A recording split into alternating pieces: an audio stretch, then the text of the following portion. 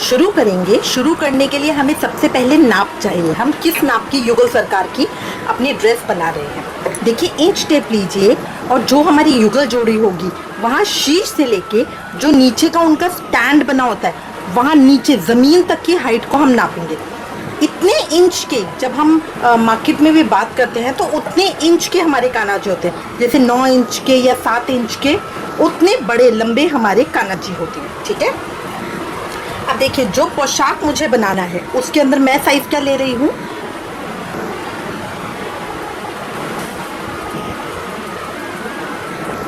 राधा रानी के लिए घेरा लूंगी 25 इंच का, घेरे की लंबाई लूंगी 7 इंच की। मतलब मैं इस तरह की एक पट्टी काटूंगी।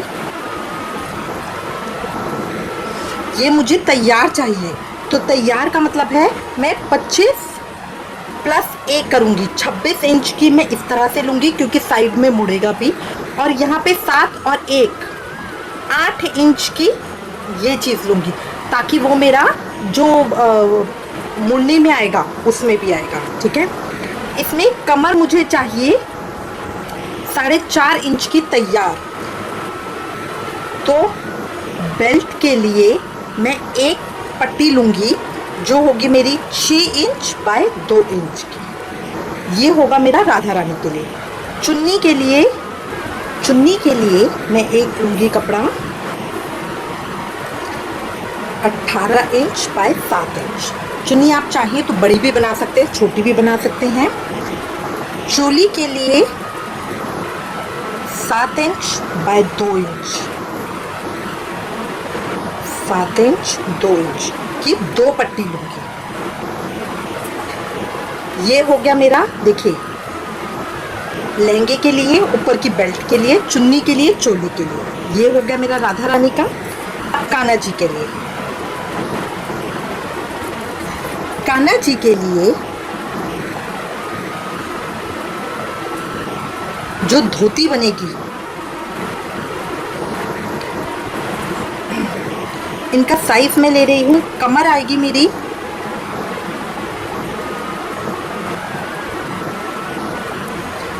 5 इंच की। ठीक है, और लंबाई है इसके अंदर 7 इंच की तैयार। तो अब इसके अंदर मैं 2 पीस लूंगी। ये 10 इंच के 2 स्क्वायर है, 10 बाय 10 के ये स्क्वायर है जिसकी चारों साइड इक्वल होती है, 10 10 10 10। ये 2 पीस लेने हैं मुझे। ठीक है, इसके अलावा बेल्ट के लिए लूंगी 7 इंच बाय 2 इंच की एक, और चुन्नट के लिए जो आगे चुन्नटें बनती हैं उसके लिए एक पीस लूंगी, ये 5 इंच बाय 8 इंच का। ठीक है, अब चोली के लिए जो कान्हा जी का ऊपर का टॉप बनेगा, आप चाहें तो प्लेन दे सकते हैं और आप चाहें तो इसी तरह 7 इंच बाय 2 इंच की 2 पट्टी। जो हमने ये साइज लिया था ये सेम साइज इधर आएगा। एक कान्हा जी का आता है पटका, जो दुपट्टा टाइप का होता है, पटका। पटका का साइज हमें चाहिए, पटके के लिए हम 2 पट्टियां बना रहे हैं क्योंकि डिज़ाइनर में बना रहे हैं। 12 इंच बाय 2 इंच की मैं एक लूँगी और 10 इंच बाय 4 इंच की ये 2 लूँगी। ये मुझे एक चाहिए, देखिए ऐसे लंबी आएगी। ये 12 इंच होगा, ये 2 इंच होगा, फिर ये 10 इंच और ये 4 इंच, इसके 2 पीस चाहिए, ये एक चाहिए।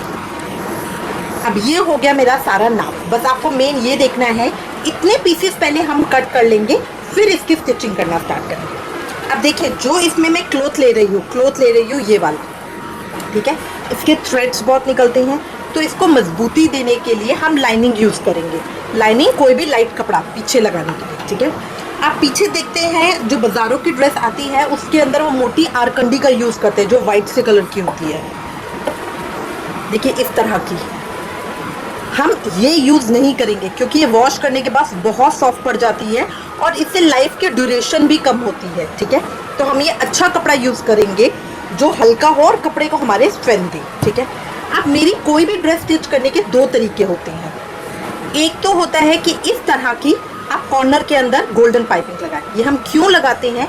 क्योंकि इससे काम करना बहुत आसान हो जाता है। देखिए ये थ्रेड हमारे निकल रहे हैं, इनको इवन करने के लिए गोटा या साटिन रिबन इस तरह लेकर हम ये दोनों साइड पे इस तरह से लगा के स्टिच दे देते हैं ताकि ये मेरे एजेस कवर हो जाए। बट ये लॉन्ग टर्म नहीं होता। क्यों? क्योंकि देखिए कभी ऐसा होता है हमारी सिलाई टेढ़ी हो गई, वो ज़रा सा बाहर निकल गया, ये इस तरह से सरक के बाहर हो जाता है और हमारे थ्रेड्स निकलने स्टार्ट हो जाते हैं। तो इसका आज मैं आपको एक बहुत अच्छा परमानेंट सोल्यूशन बताऊंगी। तो मैं इसको यूज़ नहीं कर रही हूँ साइड के लिए, जो गोल्डन लेस है हमारी, ठीक है। और इसको डेकोरेट करने के लिए कोई भी हम हेवी लेस या कोई भी जरी वगैरह का यूज़ करेंगे। मैं ये लगा रही हूँ कंट्रास्ट में, ठीक है। अब हम सारे पीसेस को कट करके फिर आएंगे। मैं स्टार्ट लहंगे से कर रही हूँ। लहंगा देखिए ये मैंने कट कर लिया है, तो मेरा ऊपर का पीस हो गया, नीचे का हो गया अस्तर का पीस।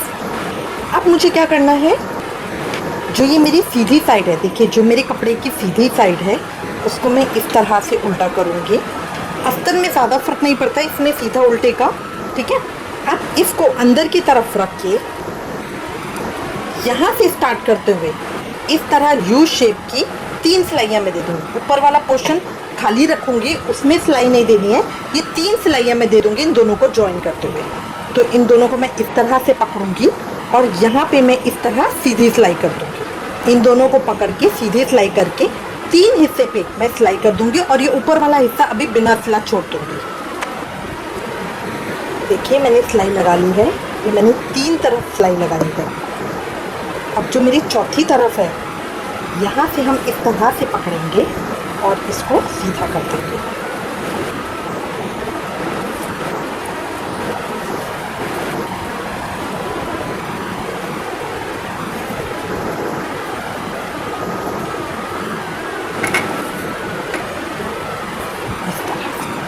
तो अब देखिए मेरे सारे एजेस भी कवर हो गए हैं, मुझे गोटा लगाने की भी ज़रूरत नहीं है। यहाँ सफाई भी आ गई है, देखिए बिल्कुल सफाई आ गई है ना। इससे इसकी लाइफ भी बढ़ जाती है। जब हम गोटा लगाते हैं तो वो उसके सरकने का या हटने का डर रहता है। अब हम इसके जो ये एज है यहाँ पर डेकोरेशन का काम स्टार्ट करेंगे। अगर आपको लगता है कि नहीं ये बहुत उठा हुआ आ रहा है, तो इसको दबाने के लिए यहाँ पकड़ के हम एक सिलाई और लगा देंगे। इस तरह से पकड़ के यहाँ पे हम एक सिलाई और लगा देंगे, इस तरह करके यहाँ से स्टार्ट करते हुए एक सिलाई और लगा देंगे। उसके बाद हम इसके ऊपर डेकोरेशन का काम करेंगे, जो भी हमें हैवी करना है।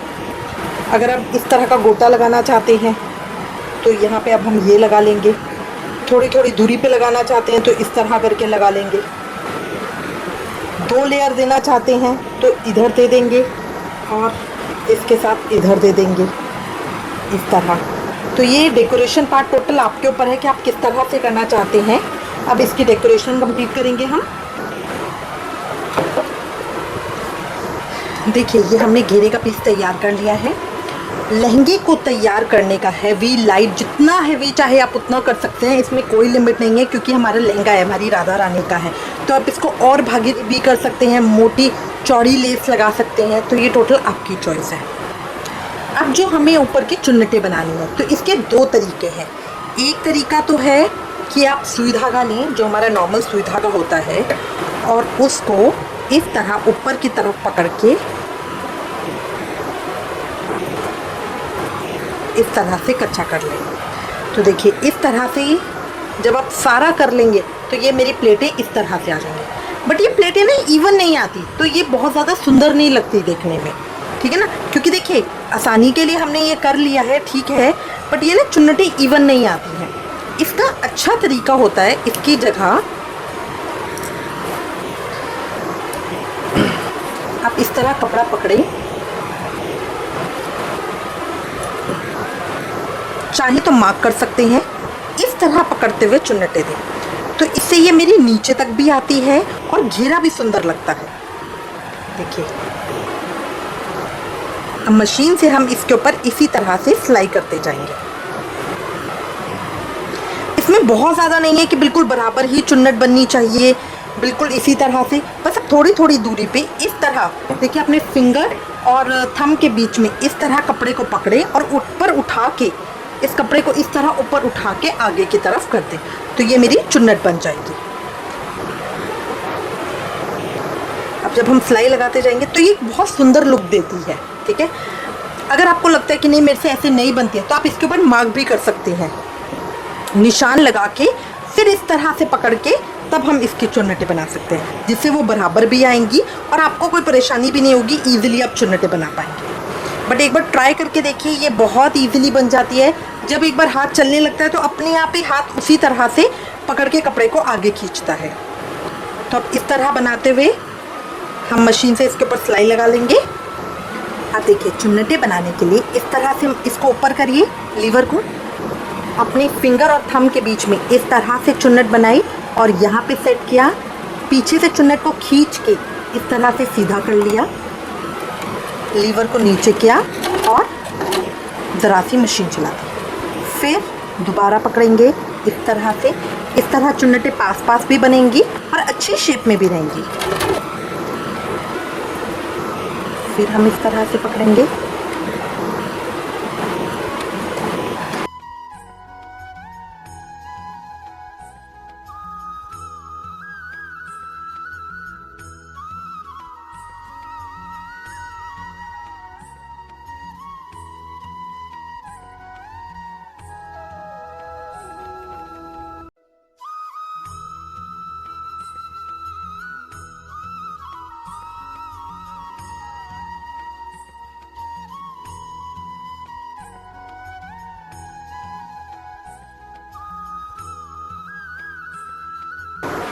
ये देखिए अब हमारा करने के बाद ये इस तरह से आ गया, नीचे से घेरा इस तरह से आ गया। घेरा मैंने आपको पहले ही बताया था कि ज़्यादा कम आप जितना भी कर सकते हैं। मुझे अच्छा लगता है कि जब मेरी माता रानी का पूरा पीछे से भी कवर होके पूरा घेरा इस तरह से आता है। इसमें मैंने बुकरम का यूज़ नहीं किया है, बुकरम के बिना ही ये बहुत उठा हुआ बनेगा। ठीक है, अब इसके बाद हम अपनी बेल्ट बनाएंगे। बेल्ट दो तरीक़ों से बनती है। ये जो कपड़ा होता है इसके अंदर धागे बहुत निकलते हैं, इसलिए इसको सिक्योर करना बहुत ज़रूरी होता है। बेल्ट हमारी दो तरीक़ों से बनती है। एक तरीका होता है कि हम सेम कपड़ा लें और इसकी बेल्ट बनाएं। ठीक है, और इसके अंदर जो बांधने वाली, पीछे बांधने वाली जो होगी वो हम एक्स्ट्रा लगाएंगे अलग से। ठीक है, तो इसका तरीका क्या होता है, आप इस तरह से यहाँ पे इसको पकड़िए, सीधी तरफ उल्टी साइड आएगी और जो उल्टी तरफ है उसको यहाँ फ्रंट में पकड़ के इस तरह से एक सिलाई पूरी लगा देंगे। सिलाई लगाने के बाद इसको हम इस तरह से सीधा करेंगे। यहाँ पे जो इतना तो मेरा मुड़ जाएगा, इसको हम इस तरह से सीधा करेंगे और ये इस तरह से मोड़ देंगे। तो ये हमारी सेम कलर की इसकी बेल्ट इस तरह से हो जाती है। देखिए, और फिर जो ये हमारा छेद यहाँ बन जाएगा तो इससे हम अपना पास ऑन कर सकते हैं। एक होता है जो हम गोटे से बनाते हैं, तो गोटे से हम साथ के साथ ही बनाते हैं, जिसके अंदर हम साथ में ही बेल्ट भी बना लेते हैं। तो इसको यहाँ फोल्ड करेंगे और यहाँ पे सिलाई लगाएंगे इस तरह से। अब जो हमने गोटा लिया था उसको लेंगे, इस तरह से थोड़ा सा फोल्ड करेंगे और एक फोल्ड और करेंगे इस तरह से। तो ये हाफ हो गया, हाफ में हम सिलाई लगाएंगे, जितनी हमें पीछे तक बेल्ट बनानी है उतनी।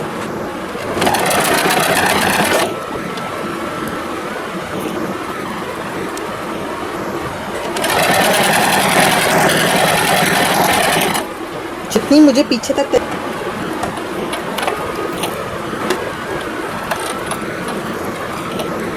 अब देखिए, जो हमारा घेरा है उसको हम लेंगे और ये जो हमने हाफ किया था इसके बीच में इस तरह से रखेंगे और इन दोनों को पकड़ के यहाँ सिलाई लगाएंगे। इसमें ध्यान की ज़रूरत है कि बिल्कुल ये इसमें से सिलाई निकलनी नहीं चाहिए और आगे और पीछे दोनों तरफ है। तो इस तरह ध्यान से पकड़ के इसको हम आगे करके, इसीलिए मैंने बाहर निकाल लिया, वरना हम कंटिन्यूशन में भी कर सकते थे, बट बाहर निकाल के मैंने आपको दिखाना था, इसीलिए मैंने इसे बाहर निकाल लिया। अब इसको इस तरह से इन दोनों के बीच में डालेंगे, टाइटली करके इसको यहाँ पकड़ लेंगे, मशीन के अंदर लगाएंगे, थोड़ा पीछे से करके फिर सिलाई स्टार्ट करेंगे।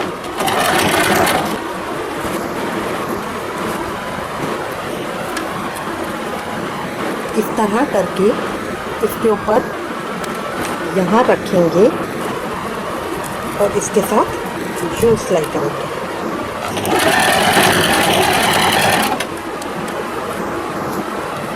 इससे हमारी बेल्ट भी बन जाएगी और जो हमें बांधने के लिए डोरी चाहिए वो भी बन जाएगी।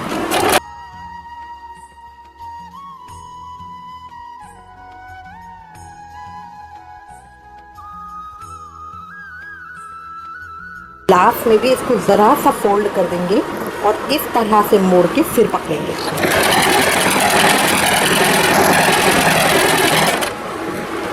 और बाहर निकाल लेंगे। देखिए लहंगा हमारा तैयार हो गया है। बांधने की बेल्ट भी हो गई है साथ में। अगर हम बेल्ट बनाते हैं मतलब सिर्फ यहाँ पे सिर्फ कॉर्नर पे कपड़ा लगाते हैं तो उसके बाद ये बांधने के लिए हमें अलग से उसमें डालना पड़ता है। और उसका सिर्फ एक डिसएडवांटेज क्या होता है कि वो बार बार धोने में या उसमें निकल जाती है, तो उसको फिर बार बार डालना पड़ता है। तो ये अटैच भी एक बहुत अच्छा ऑप्शन है। अब मेरा लहंगा तैयार हो गया मेरी राधा रानी का। अब मैं चुन्नी और चोली तैयार करूँगी। अब इसके हम चुन्नी और चोली तैयार करेंगे। देखिए चुन्नी का कपड़ा जो हमने काटा था इसके लिए अभी प्लेन सीधी बननी है चुन्नी। अब इसके अंदर हम अस्तर नहीं लगा रहे क्योंकि हमारा दुपट्टा है, चुन्नी है, तो इसके एजेस को देखिए, इसके सारे धागे निकल रहे हैं ना, तो इसको कवर करना बहुत ज़रूरी है, इसलिए हम इसको गोटे से कवर करेंगे। अब एक तरीका तो क्या होता है कि सीधा आप इस तरह से पकड़ें, यहाँ ले और इस तरह से सिलाई लगाते चलें, तो ये हमारा इस तरह से ये कवर हो जाएगा।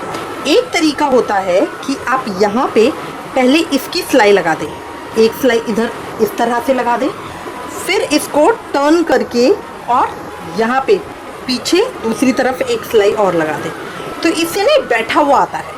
देखिए इस तरह ये बैठा हुआ लुक आता है, ये भी बहुत अच्छा लगता है। अगर मैं बीच में बंद करके लगा रही हूँ तो इसके देखिए ये वाली पट्टी यहाँ पे ये इस तरह से विजिबल आती है ना।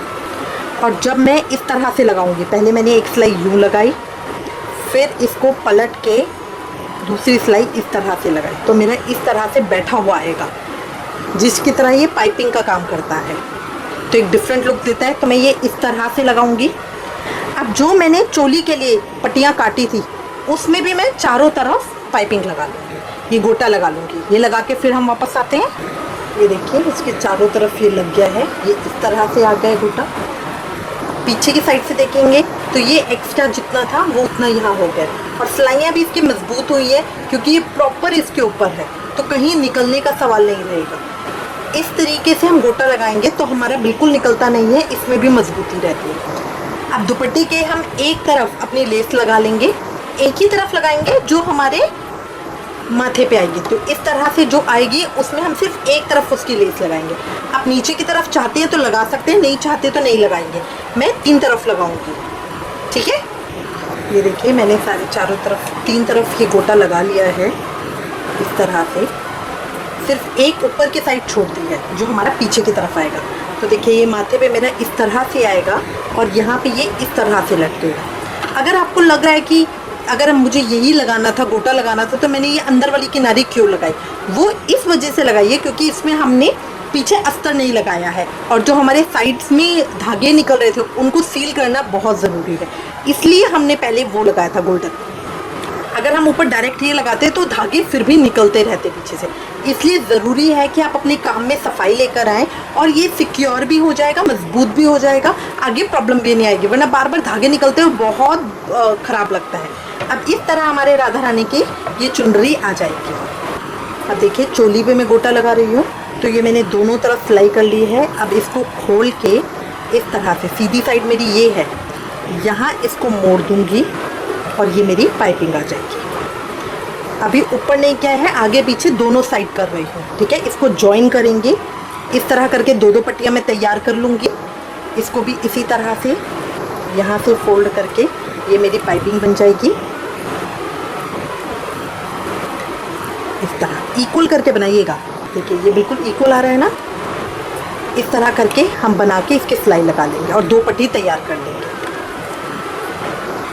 ये देखिए ये दोनों साइड की पट्टी तैयार हो गई है। अब इसके नीचे दोनों तरफ भी इसी तरह से लगा लेंगे, तो ये मेरी चारों साइड अच्छे से सील हो जाएंगी। ये देखिए मैंने कंप्लीट कर ली है, चारों तरफ ये सिलाइयाँ लग गई हैं, इस तरह से सफाई भी आ गई है। अब इसको इस तरह से हाफ करेंगे, ऊपर से 1.5 इंच छोड़ते हुए यहाँ तक हम इसकी सिलाई लगा देंगे। इस तरह से ये उल्टी तरफ से लगाएंगे,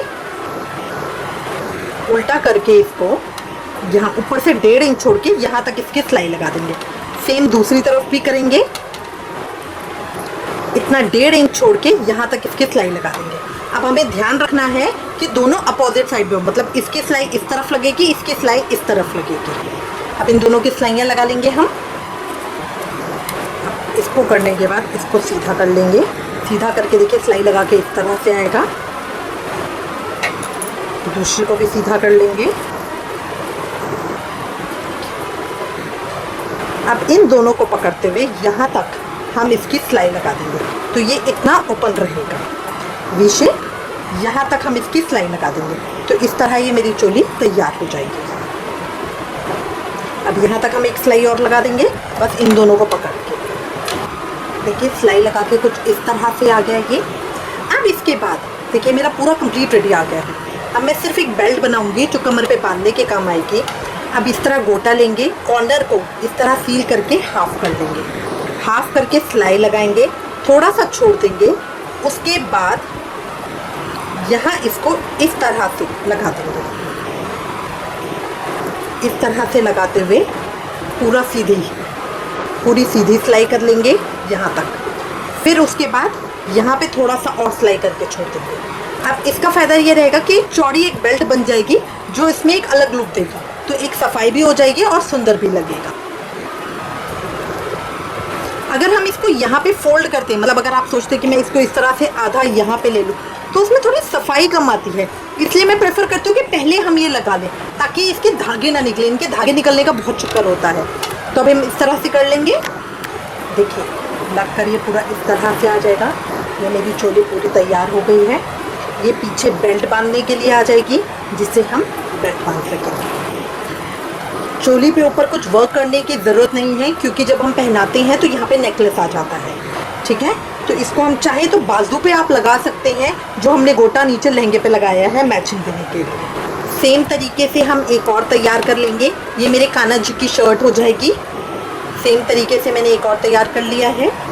अब मैं 2 तीखे तैयार करूँ।